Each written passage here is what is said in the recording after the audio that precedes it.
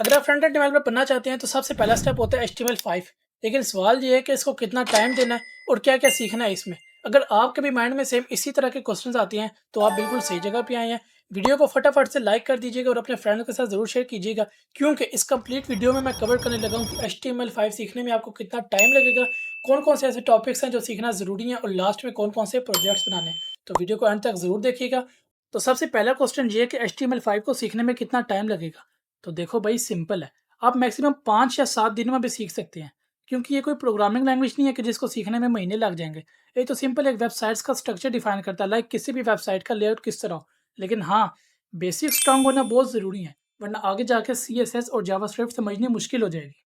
So next हमारे पास आता है कि कौन-कौन से टॉपिक सीखना ज़रूरी है। ज़रा इस कोड की तरफ देखिए, ये हमारे पास HTML का एक बेसिक सिंटैक्स है, जिसके अंदर हम अपना पूरा HTML कोड राइट करते हैं। इसमें हमारे पास हेड टैग और बॉडी टैग आता है। इसके बाद हमारे पास आते हैं headings tag. Heading tags total हमारे पास 6 होते हैं और इनके ज़रिए हम अपनी वेबसाइट में हेडिंग लिख सकते हैं। इनमें हमारे पास सबसे बड़ा टैग H1 होता है और सबसे छोटा H6 होता है। इसके बाद हमारे पास आता है P टैग। P टैग के ज़रिए हम अपनी वेबसाइट में पैराग्राफ ऐड कर सकते हैं और इसके बाद हमारे पास 3 किस्म के टैग्स होते हैं, जो कि कहलाते हैं ऑडियो टैग, वीडियो टैग और इमेज टैग। जैसा कि ये नाम से ही ज़ाहिर है, हम इन 3 टैग्स के ज़रिए हम अपनी वेबसाइट में ऑडियो, वीडियो और इमेज को लगा सकते हैं। इसके बाद हमारे पास 2 बहुत ही इंपॉर्टेंट टैग्स होते हैं, जो कहलाते हैं forms and tables.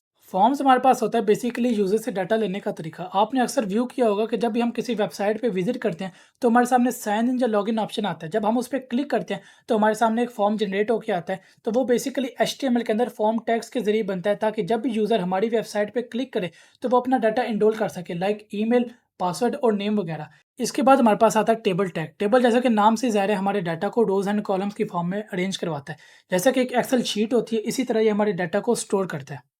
So last में हमारे पास क्वेश्चन आता है कि कौन-कौन से प्रोजेक्ट्स बनाना ज़रूरी है। सिर्फ प्रैक्टिस के लिए आप HTML से बहुत ही अच्छे प्रोजेक्ट्स बना सकते हैं। इसमें हमारे पास आता है एक पर्सनल पोर्टफोलियो पेज, सिर्फ स्ट्रक्चर उसका, एक रिज्यूम पेज लाइक आप अपनी CV बना सकते हो। इसके अलावा एक form project like login form और कॉन्टैक्ट फॉर्म। उसके अलावा बेसिक ब्लॉग पेज लाइक सिर्फ स्ट्रक्चर उसका। ये छोटे-छोटे प्रोजेक्ट्स आपको HTML5 के कॉन्सेप्ट स्ट्रॉन्ग बनाने में बहुत ही मदद करें। सो अब HTML पे टाइम वेस्ट करना बंद करो। सिर्फ 1 हफ्ता दो, प्रोजेक्ट्स बनाओ और आगे मूव कर जाओ CSS और जावास्क्रिप्ट की तरफ। और हाँ, अगर ये मेरी ये वीडियो अच्छी लगी हो तो लाइक ज़रूर करना और अपने फ्रेंड्स के साथ ज़रूर शेयर करना। मिलते हैं अगली वीडियो में, तब तक के लिए अल्लाह हाफ़िज़।